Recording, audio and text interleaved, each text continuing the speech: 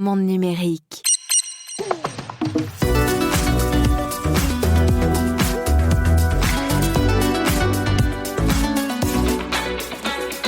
Apple part en guerre contre le règlement européen DMA. Le torchon brûle entre le fabricant de l'iPhone et la Commission européenne, qui n'a pas l'intention de se laisser faire. La commercialisation des produits Apple en Europe serait-elle menacée ? Aux États-Unis, 100 000 cartes SIM pirates saisies par les services secrets dans les environs de New York. Une incroyable tentative de cyberattaque qu'on va vous expliquer dans cet épisode. On ira à Montréal retrouver Bruno Guglielminetti qui va nous parler de All In, un grand rendez-vous consacré à l'intelligence artificielle qui se déroule sur place. Et à cette occasion, la start-up française Mistral annonce qu'elle va ouvrir une antenne au Canada.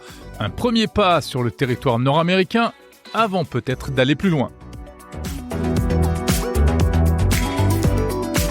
L'innovation de la semaine, parfois les IA mentent. C'est la conclusion d'une étude surprenante d'OpenAI. Les interviews de la semaine, la bulle financière de l'IA va-t-elle exploser ? Nouvel investissement record de Nvidia dans OpenAI. On en parle avec Luc Julia, spécialiste de la tech dans la Silicon Valley. Et avec lui, on reviendra aussi sur cette histoire de visa de travail qui frappe de plein fouet la tech américaine.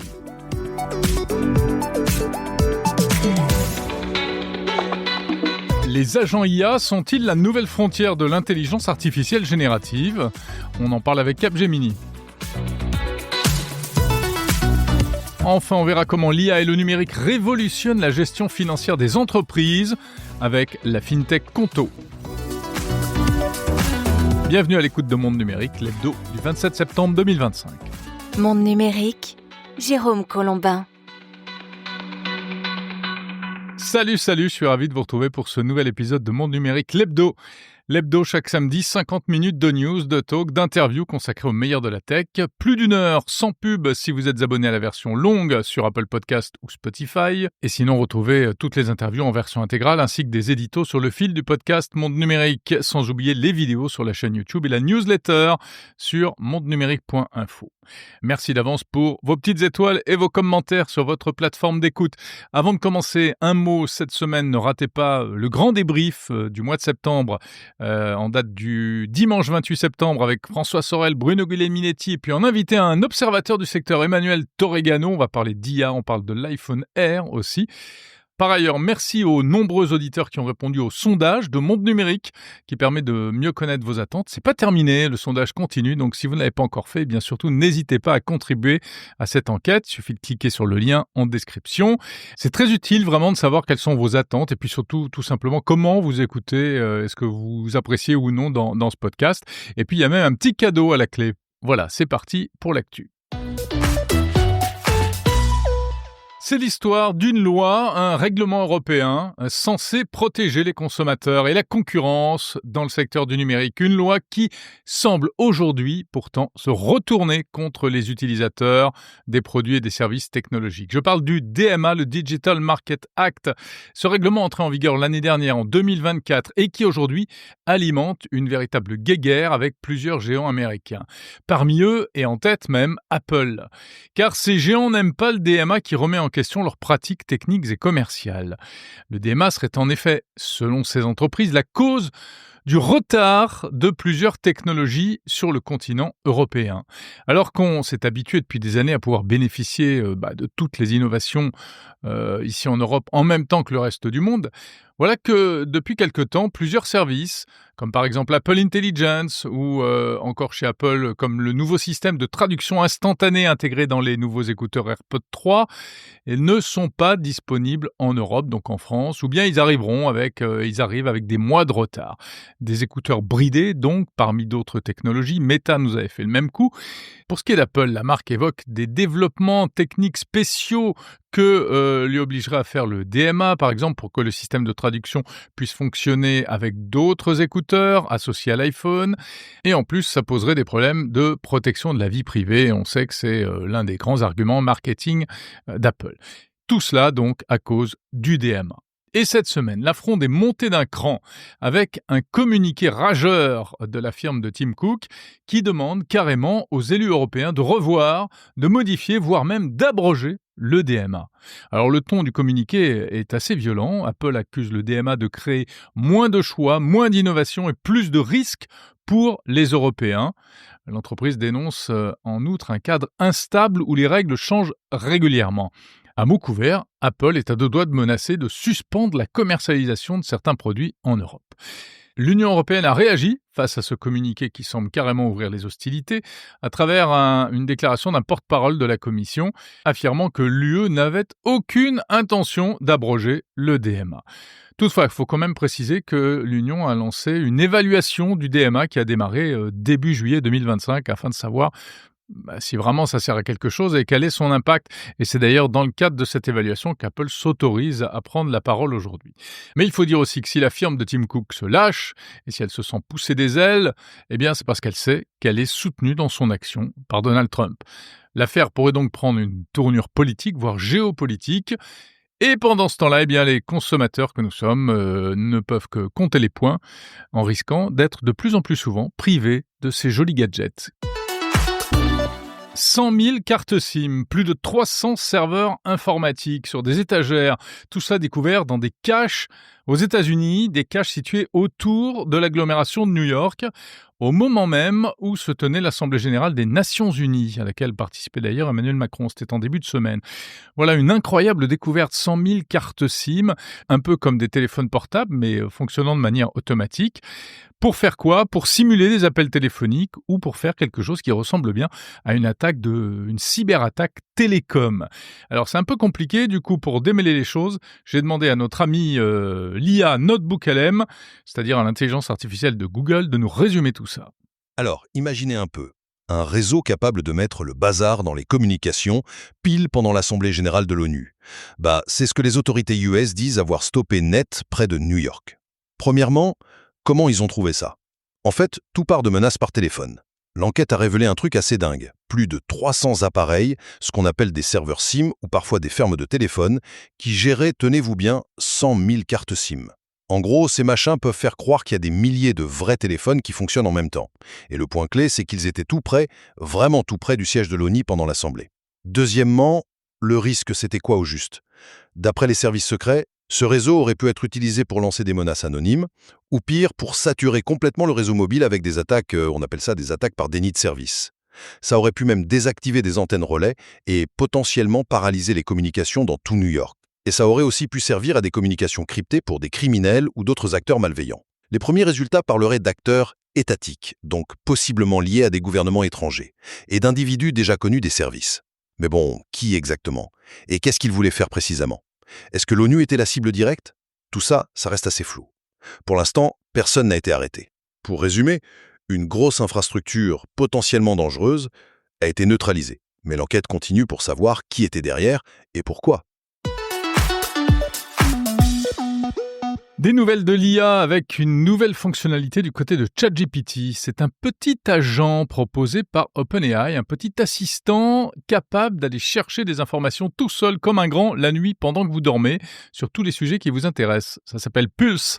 Ça vient d'être dévoilé. Alors l'idée c'est celle d'un assistant proactif qui vous envoie tous les jours des mises à jour personnalisées sous forme de cartes sans que vous ayez à vous poser des questions. Comment fait-il ? Eh bien, en fait, il analyse au fil du temps vos conversations, vos préférences, éventuellement vos applications connectées comme Gmail ou Google Calendar. Et il profite de la nuit pour vous préparer un lot de 5 à 10 cartes sur des sujets qui peuvent vous intéresser. Et vous trouvez ça le matin en vous réveillant, par exemple, un résumé de vos emails, un aperçu de votre agenda, de la veille IA sur les sujets qui vous intéressent, la cybersécurité, vos thèmes favoris, vos sujets de lecture, d'activité, vos voyages, vos envies de déplacement, la météo, etc. Enfin bref, on peut tout imaginer. Ça s'appelle Pulse, donc pour l'instant, c'est réservé aux abonnés pro en mode preview, donc c'est la formule très haut de gamme de ChatGPT, et l'accès devrait être élargi plus tard aux abonnés plus ainsi qu'à tous les utilisateurs. Voilà, c'est donc ce qu'on appelle un agent, une IA qui peut sortir du cadre pour aller effectuer des actions en ligne. Fidjissimo, la nouvelle vice-présidente d'OpenAI, dit que c'est la prochaine frontière de l'IA. Et en tout cas, cette histoire d'agent, eh bien justement, c'est de plus en plus utilisé en entreprise et on en parle tout à l'heure avec mon invité de la société Capgemini. Connaissez-vous le skimming? Ça s'écrit shaming et ça pourrait se traduire en français par manigance. Le skimming, c'est quand une IA vous ment, ou en tout cas quand elle fait semblant de jouer le jeu pour, en réalité, poursuivre un autre but. Alors ça fait peur comme ça, on va dire que c'est l'innovation de la semaine. Et en tout cas, c'est ce qui est raconté dans une étude d'OpenAI menée en partenariat avec Apollo Research qui s'est penchée sur ce phénomène. Alors pas de panique, on n'est pas en train de dire que les IA vont soudainement devenir dangereuses et n'en faire qu'à leur tête. Et d'ailleurs, l'objet de cette étude, c'était justement d'évaluer la propension des IA à éventuellement faire des bêtises, à poursuivre secrètement des objectifs afin de précisément pouvoir lutter contre ce phénomène, une sorte de précaution pour l'avenir, pour quand elles seront encore plus puissantes. Les chercheurs voulaient connaître le pourcentage de risque qu'une IA dise, par exemple, qu'elle a terminé un travail alors que c'est pas vrai. Un peu comme un mauvais élève qui dirait « Oui, madame, j'ai fait mes devoirs », alors qu'en fait, il n'a pas ouvert son livre ni son cahier. On imagine les problèmes que ça pourrait poser dans le cadre d'une IA en production dans une entreprise, si on ne s'en rend pas compte à temps. Donc les chercheurs ont mené plein de tests, et le résultat est plutôt encourageant, c'est que les modèles actuels, en tout cas d'OpenAI, seraient plutôt de bons élèves avec de faibles taux de mensonges. Voilà une bonne nouvelle. Bon, je résume, pour essayer de faire simple, cette histoire-là. Mais là où ça se complique, c'est qu'en fait, c'est super dur à repérer, car l'intelligence artificielle, par définition, essaierait de masquer ce comportement. Et si on essaye de l'entraîner à ne pas le faire, eh bien, en réalité, on s'aperçoit qu'on lui apprend à mieux le cacher. C'est comme si on apprenait à l'élève où est-ce qu'on risque de le coincer, et du coup, eh bien, il devient un super menteur. En fait, il faudrait pouvoir lire dans ses pensées, comprendre son raisonnement interne, et le problème, c'est qu'avec les réseaux de neurones de l'IA, c'est pas évident. Mais heureusement, il y a quand même une piste d'amélioration qui s'appelle l'alignement délibératif. En gros, on apprend à l'IA des règles anti-triche, et ça marche pas mal. En tout cas, en test, ça réduit beaucoup les comportements cachés. Sauf qu'il y aurait un vice caché, précisément, c'est qu'apparemment les IA comprennent quand on est en train de les observer.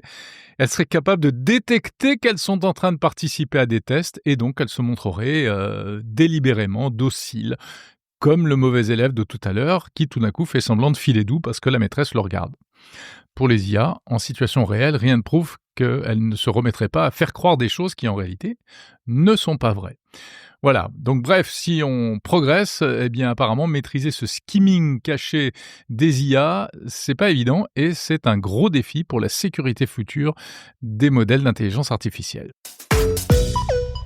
Encore une news, je vous parlais tout à l'heure de la réglementation européenne concernant Apple. Eh bien, il y a des règlements aussi, on le sait, en matière de cookies et de confidentialité des données sur le web, et notamment avec les fameuses bannières de consentement. Vous savez, ces bandeaux insupportables qu'il y a sur tous les sites web qui vous demandent de cliquer pour vous dire si vous acceptez ou non les cookies.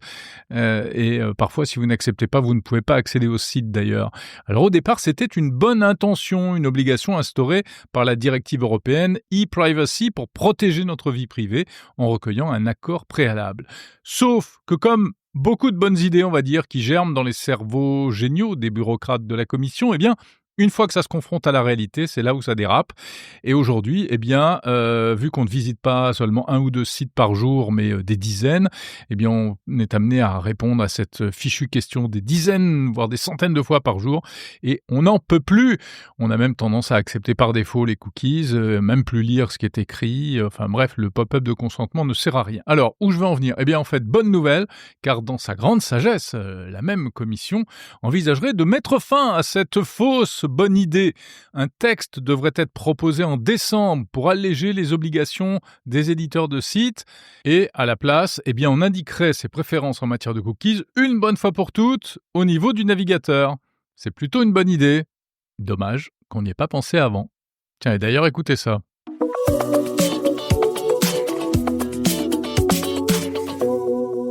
Avant de passer à la suite de cette émission, un mot à propos de Froghands, partenaire de Monde Numérique.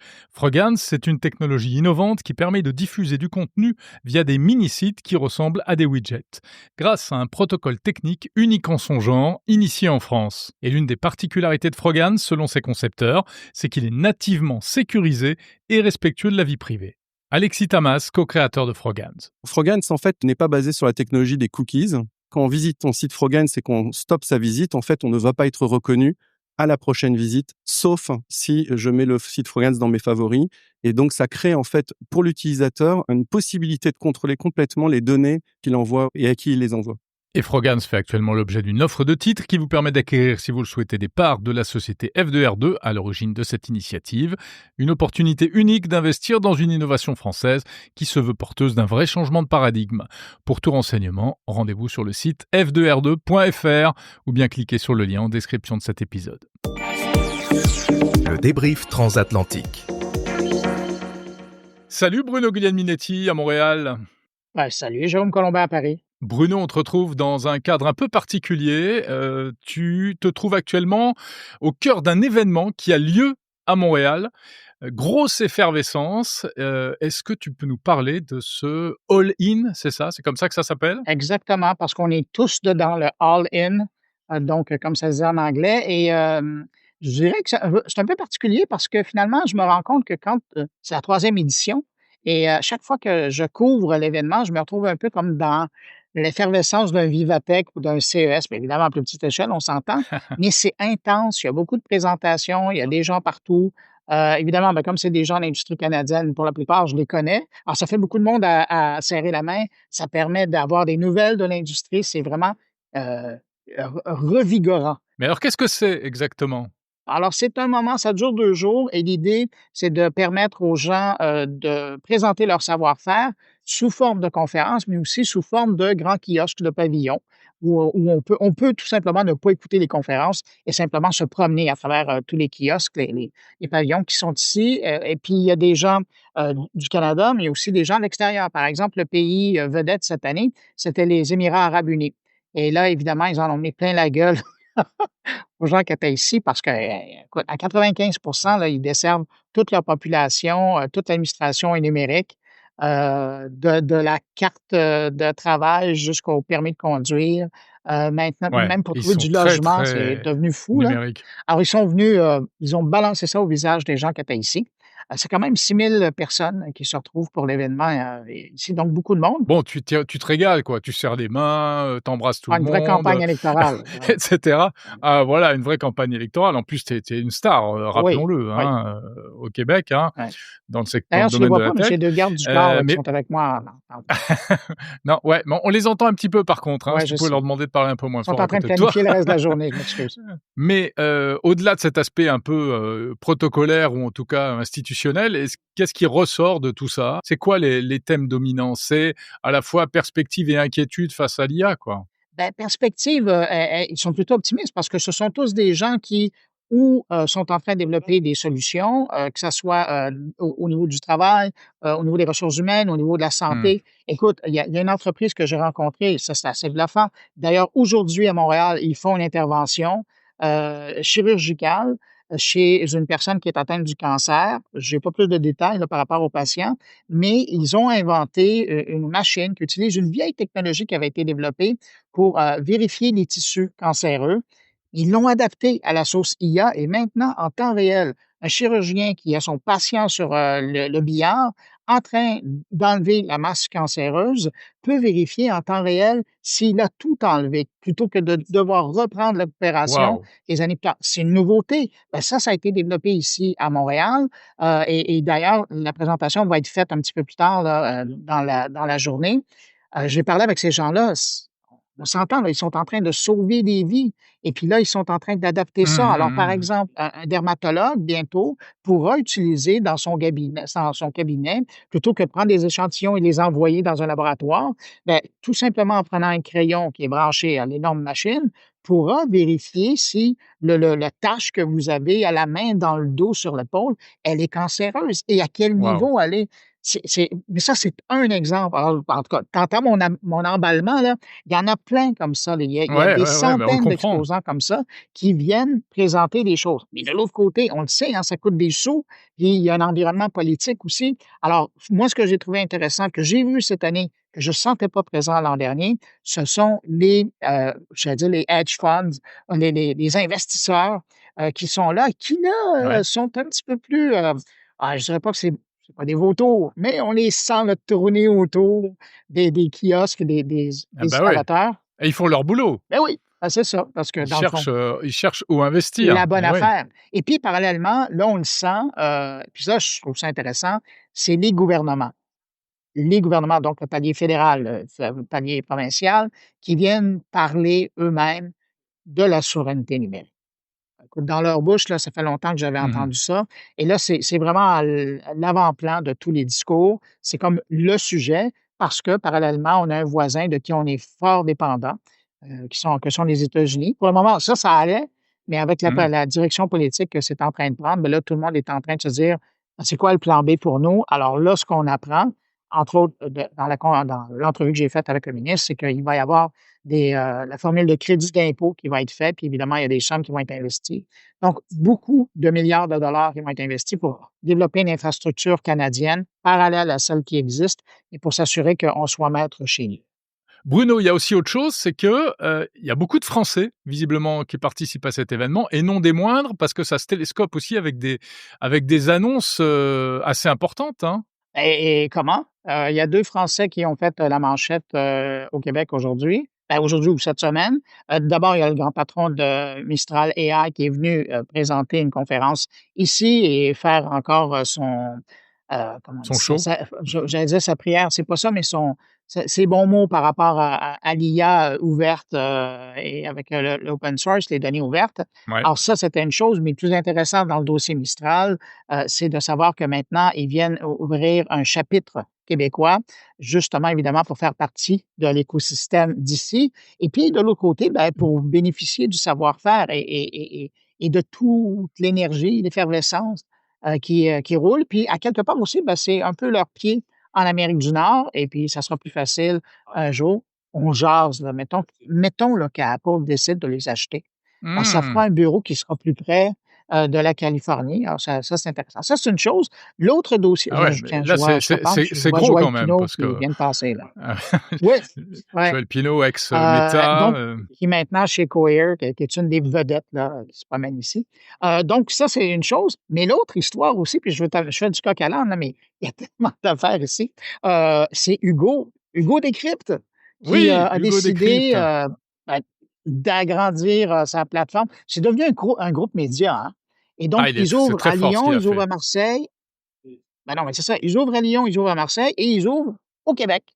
Alors, j'ai hâte de voir. Il y a 4 ou 5 personnes qui travaillent sur son bureau, tous des journalistes qui vont, ça c'est une bonne nouvelle, qui vont Incroyable, travailler incroyable. justement à couvrir l'actualité québécoise. Enfin incroyable, non, c'est une belle réussite, voilà, il a commencé, Oui, jeune youtubeur tout seul dans sa chambre, à expliquer un peu l'actualité aux jeunes de son âge et aujourd'hui, effectivement, il a une vraie crédibilité, il a une communauté hyper fidèle, il a un vrai public, il y a plusieurs générations maintenant de jeunes qui s'informent grâce à Hugo Décrypte, qui évidemment ne regardent plus la télé depuis longtemps, qui n'écoutent pas la radio non plus, qui font un peu de réseaux sociaux, mais qui vont surtout s'informer sur YouTube, et donc sur Hugo Décrypte. Et en plus, il travaille très bien, il faut le dire.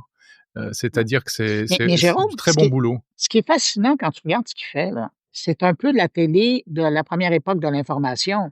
C'est un journal parlé. À l'époque, où il y avait c'était pas des lecteurs de nouvelles, mais c'était des gens qui racontaient Ouais, l'information. c'était Et moins c'était ça. beaucoup Puis aujourd'hui, qu'est-ce moins qu'il fait? ouais, c'était beaucoup moins Non, mais sophistiqué quand tu le qu'aujourd'hui. regardes, ouais, non, mais on s'entend. Sauf que quand tu regardes ce qu'il est en train de faire, il s'assoit devant la caméra, puis il raconte, il explique les choses. Moi, je trouve ça fascinant. On Ouais, revient ouais. au bon vieux journal parlé, au journal expliqué, où on prenait le temps d'expliquer les choses. Mais évidemment, là, il l'a fait sur la plateforme qui est l'Internet, qui sont les différents réseaux sociaux, sur YouTube, alors qu'il y a encore des gens qui le font de façon professionnelle, mais qui sont sur les vieux médias traditionnels et où, les gens sont en train de déserter les lieux. Il y a quand même quelque chose d'un peu particulier. Tu sais, de revenir à simplement l'explication de ce qui se passe dans une journée, ça, c'est une chose. Puis là, ben, c'est pour ça que 120 secondes de tech fonctionne aussi. C'est parce que je leur raconte ce qui se passe, poup, c'est tout petit, Ouais. on se casse pas la nénette et puis, ça Bah, se fait, c'est voilà. mais Mais bon, on le sait bien, c'est aussi ce qui plaît effectivement, dans les vidéos YouTube, dans les podcasts, où on raconte et puis après c'est la personnalité, des gens qui racontent, et c'est vrai qu'Hugo Décrypte, donc c'est Hugo Travers, il a une ligne éditoriale qui est voilà, qui est très généraliste. Il traite toute l'actualité, mondiale, internationale et c'est pas un média militant, c'est un média, non, très sobre et qui a vraiment, vraiment trouvé son public, quoi. Donc bravo, chapeau, il s'internationalise et notamment chez toi, mon cher Bruno. Donc cet Et on est événement très heureux de les accueillir. heureusement, hein, heureusement qu'on vous a franchement pour se développer. Heureusement qu'on vous a, Non, mais le tu sais que Québec. non, j'en profite quand même pour te dire qu'ici, sur le plancher, je compte pas le nombre de fois où les gens m'ont salué puis vous direz bonjour à Jérôme. Ah c'est vrai? Bah, écoute, Toi tu les aussi, là, salues. on t'attend. Tu Ah, les salues de ma ouais. part. Ah Ouais, ben, c'est déjà fait. j'ai pas pu venir cette fois-ci. Voilà, donc All In, Bruno en direct de All In, c'est super, donc à retrouver sur, ton carnet. Côté podcast, puisque Bruno, c'est l'homme à tout faire, à la fois des articles, mais alors c'est une vraie agence de presse à lui tout seul et du Ouais. podcast, bien sûr. Donc dans ton podcast Mon Carnet, cette semaine, tu parles de quoi? Tu reviens sur l'événement, bien sûr?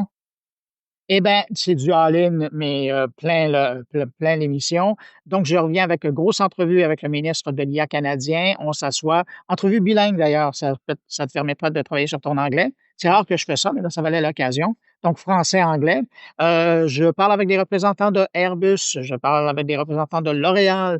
Je parle avec des représentants du gouvernement du Québec qui sont spécialisés dans l'IA. Je parle avec des gens de Érudit qui sont en train de travailler avec l'IA pour permettre de d'augmenter la productivité dans le respect du travailleur dans le domaine hospitalier. Et c'est plein de belles expériences, plus justement une entrevue avec cette histoire-là de détecteur de Le cancer là, cancer? qui a été Mmh. inventé à Montréal. Une entrevue avec le grand patron de cette entreprise-là. Alors, beaucoup de matériel. C'est un spécial all-in, donc de l'IA mur à mur. Et j'espère que tes auditeurs viendront faire un tour. Et moi, je Super. poursuis avec les miens tout de suite après. Bonne fin de salon All In. D'ailleurs, je sais pas pourquoi ça s'appelle All In. Je croyais que tout le monde parlait français, à Montréal. C'est quoi ce All In? C'est de l'anglais? Ben, on invite les étrangers pour pas qu'ils se Ah, trompent de porte. Ouais. d'accord, Et tout le monde là-dedans, all in. ça marche. Allez, Sa salut! Salut Bruno, à la semaine prochaine.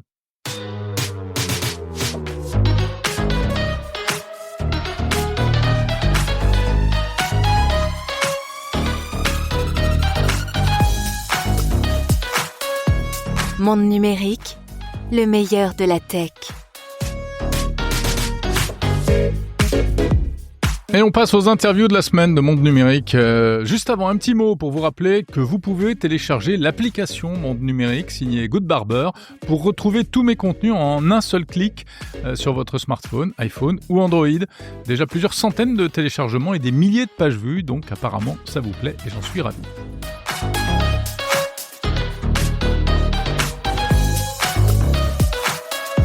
Les agents IA, qu'est-ce que c'est? À quoi ça sert en entreprise? On en parle dans un instant avec Nicolas Godillère de Capgemini. Du côté des entreprises, toujours comment piloter les finances de sa boîte? Aujourd'hui, tout passe par des services en ligne avec des fonctionnalités de plus en plus évoluées, notamment à base d'IA. Je reçois la FinTech Conto. Si vous êtes entrepreneur, ça va vous intéresser. Et avant cela, les milliards qui continuent de pleuvoir sur les startups d'intelligence artificielle. Est-ce que ça va mal finir? La bulle va-t-elle exploser? On en parle avec Luc Julia, qui vit depuis 20 ans au cœur de la Silicon Valley. Les interviews qui vont suivre sont proposées en version intégrale si vous écoutez Monde Numérique l'Hebdo Premium sur Apple Podcast ou Spotify. Sinon, retrouvez-les en épisodes séparés long format la semaine prochaine sur toutes les plateformes. Bonjour Luc Julia. Bonjour Jérôme. Ravi de te retrouver comme chaque mois dans Monde Numérique pour parler d'IA et de tout ce qu'il y a autour. Nvidia, donc le géant des calculateurs pour IA, va investir 100 milliards de dollars dans OpenAI, la maison mère de ChatGPT. Donc les milliards continuent de couler à flot de tous les côtés sur l'intelligence artificielle. Selon toi, la bulle de l'IA, c'est une réalité et est-ce que ça va éclater comme même Sam Altman, le patron d'OpenAI, le prédit et le craint? Ouais, Sam Altman le dit, même Zuckerberg le dit, donc il y en a qui le disent. Pour juste commenter sur l'histoire de NVIDIA, là, en fait, ils investissent dans eux-mêmes quand même, hein.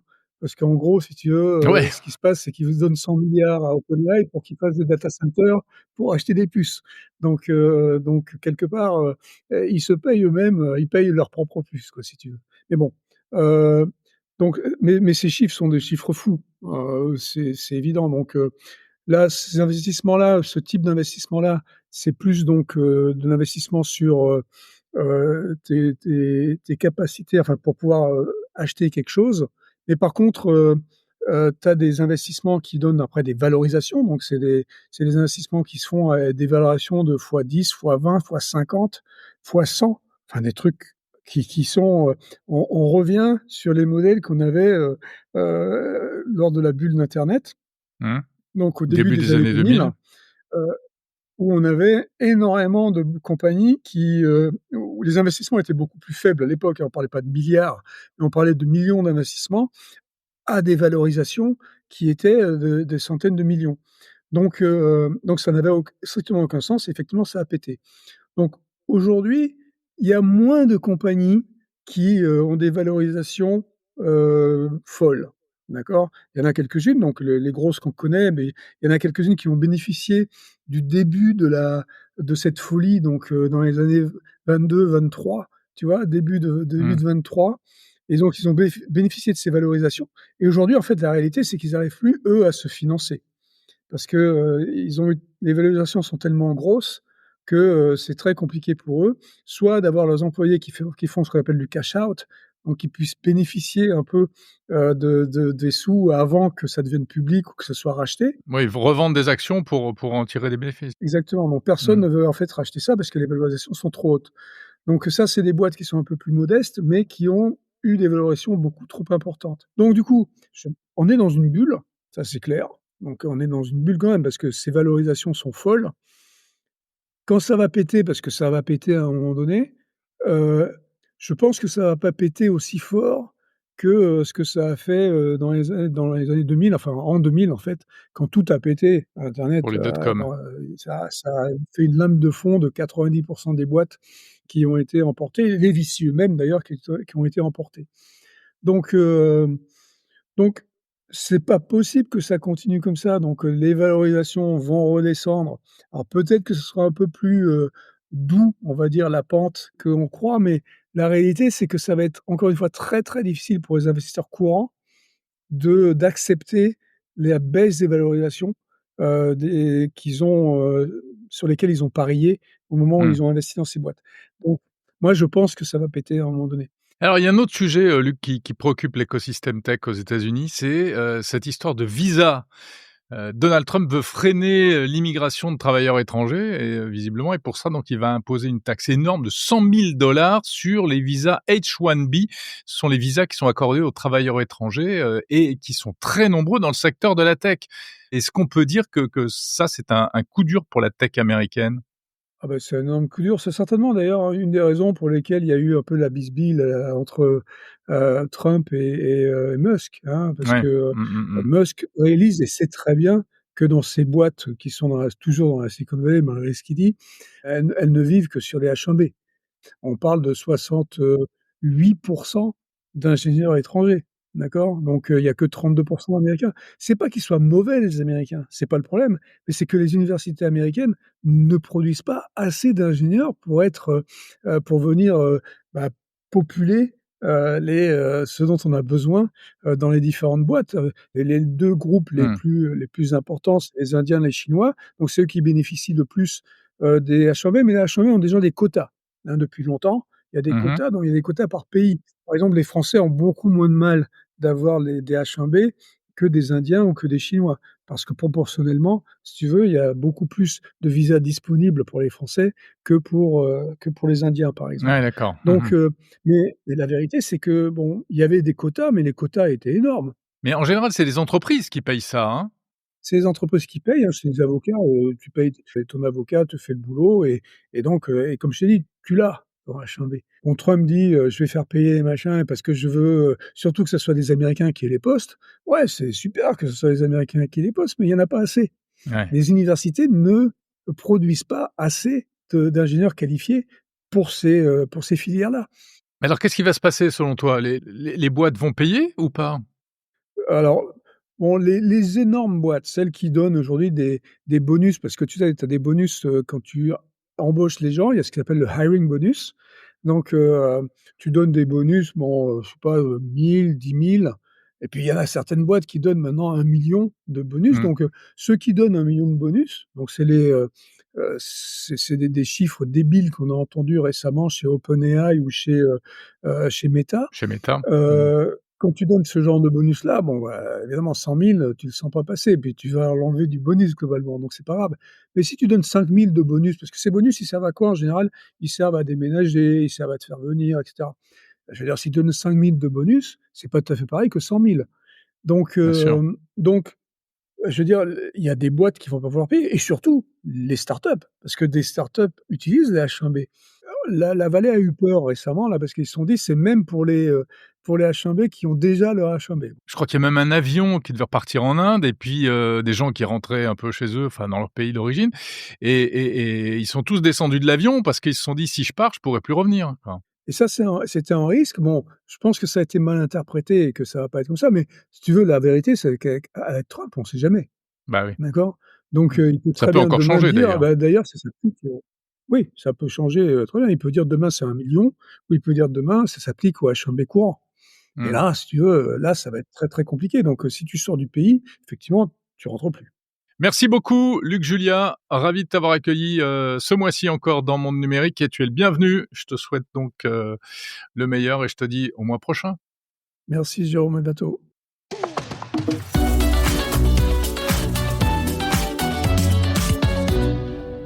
Bonjour Nicolas Godillère, Bonjour Jérôme. directeur technologie et innovation chez Capgemini Invent. Ravi de vous accueillir dans Monde Numérique pour ce rendez-vous mensuel en partenariat avec Capgemini.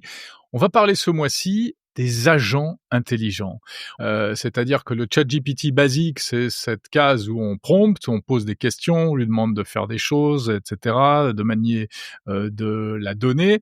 Mais le côté agent, c'est quand il va sortir du cadre, en quelque sorte, pour aller interagir avec des sites web, interagir avec des Ouais, API extérieures, etc. Donc ça devient une espèce de exactement. super IA. Et alors Bah, ces agents, ouais, à quoi peuvent-ils servir concrètement en entreprise? C'est déjà une réalité? c'est déjà une réalité. À quoi ils servent? Ils servent en fait principalement à automatiser des processus. C'est la raison pour laquelle, on les utilise, avec une promesse de pouvoir automatiser des processus de bout en bout, des processus complexes. Auparavant, dans les entreprises, quand on voulait, se simplifier la vie, on essayait d'automatiser certaines tâches. On utilisait des technologies de type RPA, du robotic process automation, c'est-à-dire des petits bouts de code, qui, simulaient ce qu'on faisait comme activité, concrètement qui faisait, contrôle-C, contrôle-V, à notre place quoi, pour toujours placer les choses au même endroit. Mais quand on faisait ça, c'était très statique. Le robot ne pouvait faire que ce qu'on lui avait appris et vraiment il reproduisait exactement. Mais si par exemple, le contrôle C, contrôle V que je faisais, je change le nom du répertoire, dans lequel je copie, le robot pouvait plus rien faire. Il était Ouais. Mmh. complètement Il est perdu. perdu. Là exactement. Là, on injecte de l'adaptabilité en fait dans le système. On est capable de designer en fait des agents qui sont spécifiques et qui sont spécialisés sur certaines tâches et qui sont capables de s'adapter à leur environnement. Pas oublier, hein, Par qu'on a des exemple? agents. Bah, par exemple, on travaille pas mal avec les banques, en ce moment sur l'automatisation de ce qu'on appelle le processus KYC, Know Your Customer. Ça a l'air, compliqué comme ça l'est pas du tout. C'est, le processus qui dit, je veux avoir, enfin, j'onboard un nouveau client dans la banque, je dois vérifier un certain nombre de paramètres, qui le concernent, depuis, le nom, jusque, sa carte d'identité, enfin tout un ensemble de critères qui font que je peux estimer si je prends un risque ou pas de prendre ce client dans mon système, dans ma banque. Le processus est parfaitement connu. Il est parfaitement détaillé, on sait exactement quelles sont les tâches qui s'enchaînent. Et c'est toujours le même, c'est toujours la même chose. On doit toujours aller chercher, les mêmes choses. Bah, donc là, on travaille avec les banques pour, designer des systèmes multi-agents qui vont être capables de dire de savoir: «OK, je dois récupérer cet ensemble d'informations. Donc ces informations-là, je vais aller les chercher pour une partie sur internet. L'autre partie, je vais aller la chercher dans les systèmes internes, de la banque. Certaines choses, je ne saurais pas, donc je vais être obligé de demander des informations complémentaires, donc je vais interagir avec le client d'origine» et tout ça dans une architecture multi-agent qui permet de dire: «J'ai un agent qui orchestre un peu toutes les compétences». Il dit: «OK, j'ai compris. Je dois aller chercher la carte d'identité, je dois vérifier qu'elle est bonne, je dois vérifier le justificatif de domicile, je dois vérifier un certain nombre de points. J'ai des agents spécialisés qui sont dans mon équipe et à qui je vais demander de façon séquentielle de faire cette activité. Moi, à la fin, ils vont me donner leurs résultats. Je vais résumer tout ça, je vais regarder s'il me manque des choses. S'il manque des choses, je vais créer un email qui sera envoyé pour aller chercher le reste. Tout ça, c'est des choses que les humains, entre guillemets, faisaient quoi jusqu'à Mmh. maintenant. C'est pas forcément ce qu'il y a de plus drôle à faire d'ailleurs dans le processus. Donc on l'automatise. Sauf que une seule IA est pas capable de faire ça toute seule. C'est trop large. Il Mmh. faut pouvoir les spécialiser et puis surtout, il faut qu'à cette IA, on lui donne des capacités d'aller chercher ces informations à droite, à gauche, et de pouvoir, propager les données qu'il récupère dans d'autres systèmes, donc de pouvoir interagir avec ces systèmes. Voilà, ça c'est une vraie réalité. C'est qu'un exemple. On commence à voir arriver des agents dans les interactions, clients, pour les centres d'appel, Mmh. le support utilisateur parce que, on interagit avec une IA, mais quand tu lui poses une question, cette IA, elle a besoin d'aller chercher de l'aide, en fait. Elle a besoin d'aller chercher l'information relative à la question et cette information, elle l'a pas dans son modèle qui a été préentraîné. Mmh. Elle a besoin d'aller le chercher ailleurs et si la question est précise, demande une expertise particulière, cette IA peut faire appel à un autre agent qui est plus spécialisé sur, un domaine, en particulier. C'est ça qui est absolument génial dans ces architectures multi-agents, c'est qu'on réfléchit comment est-ce que on essaie de comprendre comment les humains fonctionnent à l'heure actuelle, comment ils traitent ce processus, là où ils ont des difficultés ou des choses qu'ils répètent et que l'on pourrait venir, automatiser. Donc on essaye de spécialiser un agent qui soit le plus pertinent possible par rapport, à l'activité qui est demandée. Et puis l'humain du coup se retrouve dans une position et c'est ce qu'on voit dans nos études on dit à 2-3 ans ça va être vraiment ça, où l'humain va collaborer avec des agents. On entend souvent dire, on va tous être managers en fait en réalité. On va tous se retrouver à avoir des collègues agents qu'on va manager. Mais c'est Ouais. cette idée-là d'hybrider un peu les 2 systèmes parce que, il y a toujours besoin, à certains moments clés dans le processus, d'une validation humaine. Parce que, l'agent n'a pas la réponse, parce qu'il sait pas comment traiter le sujet, parce qu'on a donné une certaine condition qui dit, «Là, si tu arrives à cette, conclusion-là, c'est un cas particulier, tu repasses la main, à l'humain». Donc on est en train de définir des architectures, d'IA qui s'imbriquent avec des organisations humaines. C'est absolument passionnant ça. Merci Nicolas Godillère, directeur technologie et innovation chez Capgemini Invent.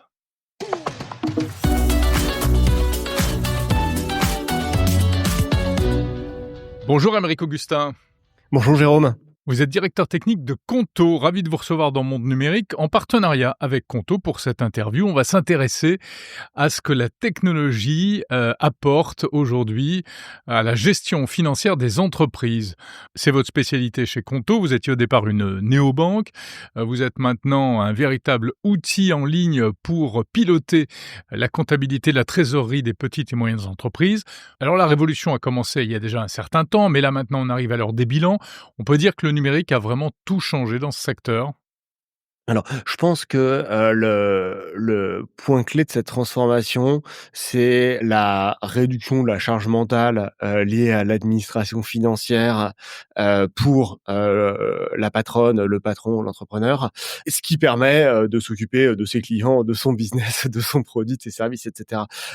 On apporte, évidemment, des gains d'autonomie puisque tout est disponible, 24/7, sur l'appli ou en ligne. On apporte des gains de visibilité. L'état, des comptes, est connu instantanément. Enfin, c'est des choses qui n'existaient pas il y a 10 ans, hein, franchement. Il y a une, offre de gestion de trésorerie où on peut commencer à projeter, son niveau de trésorerie, son cash flow, les entrées, les sorties, vérifier que, tout ça passe et qu'on est, en situation stable et en fait, quelque part, c'est un peu vulgaire, mais la trésorerie, c'est quand même, l'oxygène de l'entreprise. Si ça arrive à 0, ça devient douloureux très vite et avoir un bon niveau de confiance dans le fait qu'on voit qu'il y aura pas de surprise, que c'est géré. On a aussi la facturation, j'en parlais, si les factures entrantes et sortantes dans le Conto, ça permet de voir ce qui va venir. Donc quelque part, assembler tout ça à un seul endroit, il y a cette combinaison de au quotidien, c'est fluide. Je reçois une facture, maintenant avec la facturation électronique, on l'a directement, il y a un bouton payer ou programmer le paiement à telle date. Ça marche tout seul, il y a pas à se poser des questions. Les notes de frais, il y a pas à manipuler des papiers. Donc tout ça, c'est beaucoup plus fluide. Et Mmh. sur la partie plus gestion long terme, il y a pas d'incertitude. Alors justement, cette histoire de notes de frais qui fait vraiment partie du quotidien des entreprises, on sait que pendant longtemps c'était assez compliqué. Si on avait, je sais pas, un repas d'affaires, on devait prendre le ticket, ensuite se connecter sur un intranet, saisir des tas de trucs. Aujourd'hui, ça se passe plus comme ça. Non, vous ne gardez pas le ticket, ça c'est fini. Donc dans un monde idéal, vous avez, une carte Conto en tant que collaborateur et donc en sortant du restaurant, vous, photographiez, la note avec TVA, le système fait tout le reste, pré-remplit tout. Éventuellement, si, votre, comptable veut quelques, informations, que vous devez donner, genre qui est-vous déjeuner, vous les mettez à la main et puis c'est fini, quoi. Quelles sont les fonctionnalités qui ont le plus de succès? C'est une très bonne question. Ça dépend énormément, du niveau de maturité, des entreprises. Pour quelqu'un qui, rentre dans de la fintech, ce que je vous racontais tout à l'heure, le coup de la note de frais, je la prends en photo, je viens de la faire. En fait, c'est déjà magique. Mmh. Pour des personnes plus habituées à cet écosystème, c'est, la baseline. Typiquement, sur l'offre de gestion de trésorerie, en fait, le détail intéressant, c'est, on peut, on a l'écran où on voit les entrées et sorties de trésorerie. On peut en Mmh prendre mh. une et la décaler pour se dire: «Bon, si j'arrive à, me faire payer cette facture plus vite, si j'arrive à négocier avec ce fournisseur pour qu'il me laisse, 30 jours de plus, du coup, ça donne ça sur mon cash». Donc c'est des petites choses comme ça où en fait, ouais, c'est ces aspects magiques, quoi, vous voyez? Ouais, Après, ouais, est-ce ça qu'il y a ça une fonction de Conto qui est best-seller? Je dirais pas forcément de manière générale. Il y en a peut-être une quand même que je pourrais citer, c'est la création d'entreprise. Vous pouvez créer votre entreprise avec 10 minutes avec Conto en France. Vous pouvez la créer mmh. en quelques jours en Allemagne, où le process simplement est un peu plus long, au global. Et l'intelligence artificielle, Aymeric Augustin, qu'est-ce que ça change dans votre secteur? Est-ce que vous l'avez intégré dans votre offre? Qu'est-ce que vous en faites? Alors, on fait plein de choses avec l'intelligence artificielle. Quand on fait de la finance, notamment sur tout notre volet, outils de gestion financière, il y a beaucoup de traitement de documents. Même un reçu que vous avez, scanné, il va bien falloir lire ce qu'il y a dedans, déterminer ce que c'est, comment ça part dans la compta et donc si les règles pour faire ça peuvent être, exécutées par une intelligence artificielle. Donc ça, c'est un gros pan d'investissement. Un bon exemple, c'est qu'on a un générateur de logos. Alors ça a l'air un peu gadget comme ça, mais c'est la feature la plus rapidement adoptée de l'histoire de Conto. Ah ouais? Ouais, parce qu'en fait, vous créez votre entreprise, vous nous envoyez tous les documents et à un moment donné, il va falloir quand même qu'on les regarde. Donc là, le process s'arrête quelques instants et donc on l'a mis à cet endroit-là. Et ce qui est génial, c'est qu'en fait, les gens reviennent dans Conto après, une fois que le compte est créé et qu'ils peuvent commencer à l'utiliser et ils ont leur logo. Alors c'est un logo généré par AI en quelques minutes en jouant, ça vaut ce que ça vaut, mais c'est chez eux. C'est pas un espace anonyme, quoi. Et puis il y a aussi des cas très pragmatiques où ça permet de répondre plus vite aux clients. Aujourd'hui, il y a beaucoup de questions qu'on reçoit qui sont des questions où les réponses sont dans la FAQ, dans la liste des questions fréquentes, mais les gens nous les envoient en chat. En fait, une AI va être quasiment aussi performante et plus rapide qu'un humain à donner la réponse quand elle est dans la FAQ. Et puis quand c'est une question qui nécessite vraiment un traitement humain, on a nos conseillers qui prennent le relais. Mais notre bot AI sur ces questions simples a une meilleure satisfaction que les conseillers humains, je pense, parce qu'il répond plus vite. En fait, et c'est Ouais. très important sur notre ligne de métier de donner les réponses instantanément. Et les outils d'intelligence artificielle, ce sont des choses que vous avez développées vous-même ou bien vous avez pris, sur le marché des choses qui existaient déjà? On a considéré chez Conto que l'écosystème AI était encore émergent et allait énormément se transformer et qu'on serait plus rapide à rester à l'état de l'art, à fournir des meilleures solutions à nos clients si on gardait du contrôle en interne. Donc on a privilégié le fait de développer, alors pas de nos propres modèles AI, on prend les meilleurs modèles du marché évidemment, Mmh. mais de créer Vous les prenez quoi? services. C'est public? Enfin, vous prenez quoi? De l'open source, du Mistral ou au contraire du ChatGPT ou? Ça change régulièrement, en réalité, parce que Mmh. les meilleurs modèles pour tel ou tel, cas d'utilisation, par exemple, pour, trouver les éléments importants d'une facture de manière fiable, franchement, le meilleur du marché a changé 3 fois en 1 an. Parce qu'en fait, à chaque fois que il y a le dernier Claude d'Anthropic, le dernier OpenAI, le dernier Gemini, etc., ils se tirent la bourre. Donc, le D'accord. fait de contrôler en interne le produit nous donne l'autonomie d'aller très rapidement sur le meilleur modèle et le client ne le voit pas. La performance s'améliore un peu, il est un peu meilleur à gérer les factures. On a choisi de développer ces solutions en interne, non seulement pour pouvoir aller plus vite, comme je l'expliquais, mais aussi pour pouvoir les héberger dans le cadre réglementaire avec les données qui sont dans un environnement habituel où tous les paramètres de sécurité sont gérés comptablement, ce qui est toujours un peu plus délicat si on passe par des sous-traitants, surtout un écosystème qui bouge très vite et donc c'est pas très stabilisé, quoi. Et à votre connaissance, quel est l'impact de l'intelligence artificielle sur les organisations? D'une part, chez vos clients, est-ce que ça a supprimé des postes, par exemple, cette simplification de la comptabilité? Et puis chez vous également?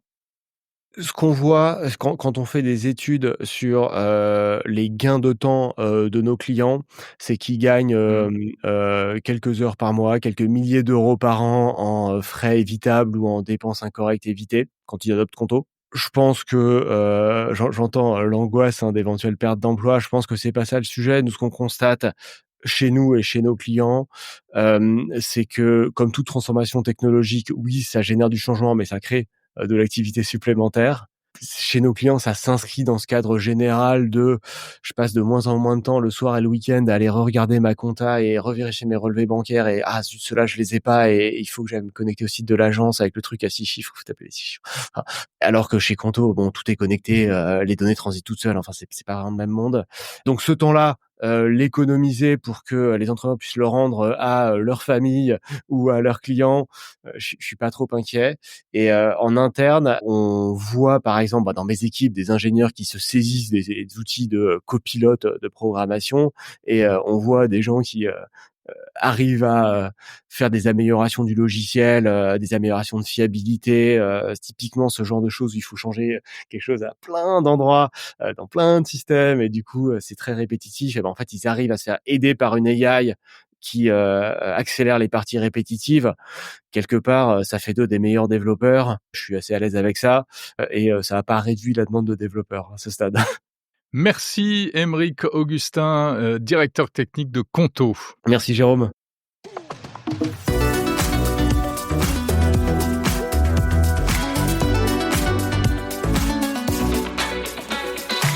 C'est tout à fait la fin de cet épisode de Monde Numérique l'Hebdo. Merci de l'avoir écouté jusqu'au bout. J'espère que vous avez passé un bon moment. Je vous retrouve samedi prochain pour un nouvel hebdo et d'ici là, avant cela, vous le savez, des épisodes quasiment tous les jours, les interviews en version longue, si vous ne les avez pas écoutées en version premium aujourd'hui même, et puis des éditos et aussi des petites vidéos de temps en temps, comme ça, quand on a le temps, des longues et des courtes, et la newsletter aussi de Monde Numérique, mondenumérique.info. Et l'application mobile Monde Numérique signée Good Barber sur iPhone ou Android. N'oubliez pas de répondre au sondage de Monde Numérique, c'est vraiment très important pour pouvoir améliorer encore ce podcast. Merci de contribuer, de donner votre avis, des questions qui vous permettront d'indiquer ce qui vous plaît, ce qui vous plaît pas et tout. Il suffit de cliquer sur le lien en description.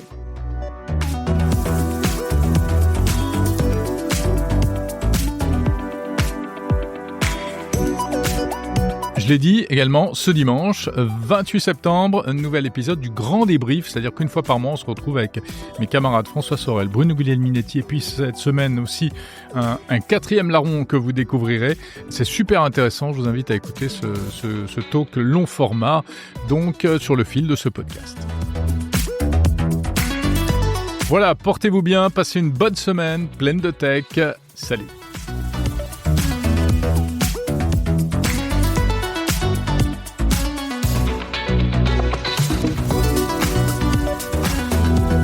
Ah, il y a le sondage aussi.